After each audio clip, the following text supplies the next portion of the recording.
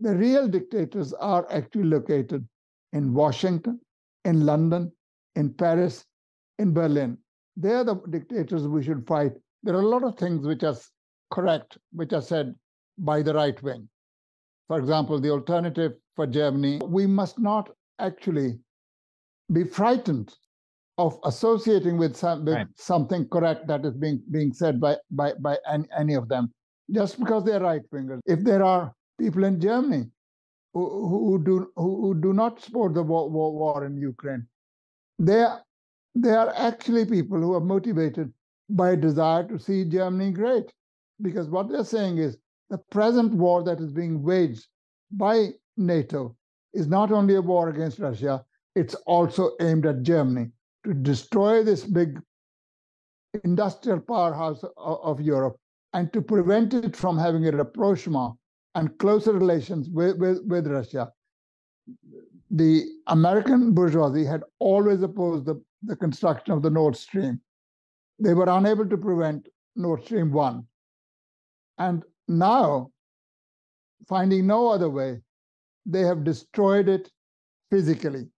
It's not done by some peripheral, small, 6 Polish soldiers coming on a dinghy and doing it. No, it's a professional job done by the American Army and the American Navy.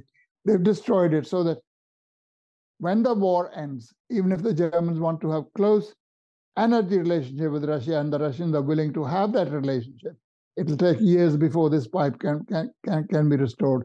So the only country that gained from that destruction was the United States in imperialism. So when they make, or they do not want to support the war in Ukraine, are we going to start supporting the war in Ukraine just because some right-wingers are saying we shouldn't be supporting this war? I think we should use every opportunity and every contradiction that presents itself to us to be able to advance the cause of the working class, i.e. fight against imperialism. I'm afraid when I look around, I find myself increasingly agreeing with the right wing, not because I'm a right-winger, not because I'm a fascist. It is because the only people, and they're not fascist, they're right-wing. Right. You make a distinction between right-wing and fascist. They're not fascist. For the moment, there's no need for fascism, either in present-day Germany or in the United States or in Britain, because the fascism only comes when the working class is threatening the citadels of capital and is about to storm it, or in the aftermath of a failed revolution. Now, with the working class movement being so weak in America, in Germany, in Britain, there's no need for fascism. But these right-wingers believe their country is being ripped apart. Why should their country be sacrificed? Why should its industry be destroyed for the benefit of the United States of America? And if they're doing that, we should actually be happy with that. You know, if they're raising the banner of independence for their country, we should be supporting that independence instead of being frightened that people will say, so you're supporting bourgeois nationalism. We're not supporting bourgeois nationalism. We're supporting the struggle of, for example, some German people against the attempt to destroy their industry. And this can be used for a purpose, and we should not be frightened of associating with it. There is not really a single policy that is being put forward by the so-called left that I agree with. I don't agree with the woke culture. I don't agree with dividing people on the basis of color, on the basis of sex, on the basis of gender, on the basis of sexual proclivity, etc. I do not agree with them. And these scoundrels are always able to support any imperialist war in the name of democracy. They want to get rid of Saddam Hussein because he's a dictator. They want to get rid of Putin because he's a dictator. The real dictators are actually located in Washington, in London, in Paris, in Berlin. They are the dictators we should fight, who present themselves in very, very deceptive and democratic colors. I mean, for example, they'll tell you they're fighting against Afghanistan. Why? Because Afghanistan was responsible for 9/11.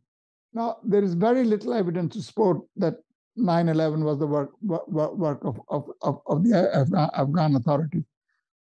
Majority of the people who were involved in 9/11 were from Saudi Arabia. the basic thing is that the imperialism finds any excuse, or they say, Afghans don't allow women to be educated.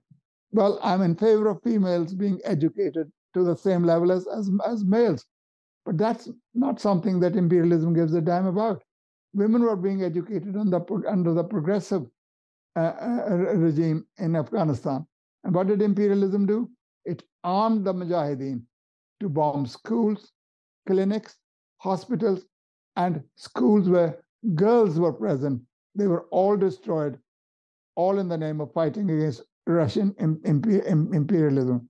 So we have got to make sure that we don't fall for deceptive slogans. When we use imperialists, we must use evidence. There's evidence everywhere. The life itself reveals the hypocrisy of imperialism's assertions that they have nothing to do with democracy and freedom. They're prepared to tell lies anywhere. American Secretary of State Colin Powell will go and carry some small bottle saying, this is, ladies and gentlemen, what Saddam Hussein has got. It's got some vicious gas which could destroy half the population of Europe within 45 minutes. And they know very well it's not true, that Saddam Hussein was buying uranium from Niger, which he wasn't. So, I mean, all the facts are there everywhere.